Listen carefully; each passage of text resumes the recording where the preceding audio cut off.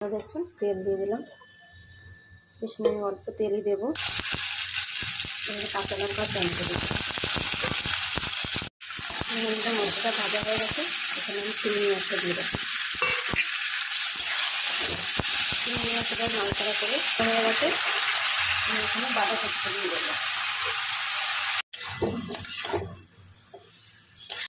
হয়ে এসছে,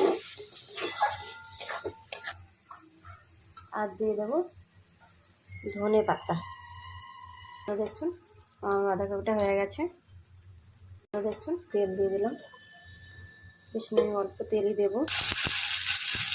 কাঁচা লঙ্কা টমেটো দেবো। মশলাটা ভাজা হয়ে গেছে, এখানে আমি চিংড়ি মাছটা দিয়ে দেবো।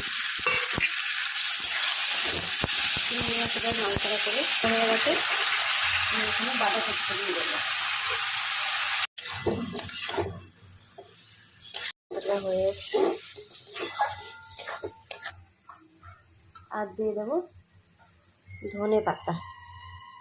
দেখুন আমার বাঁধাকপিটা হয়ে গেছে।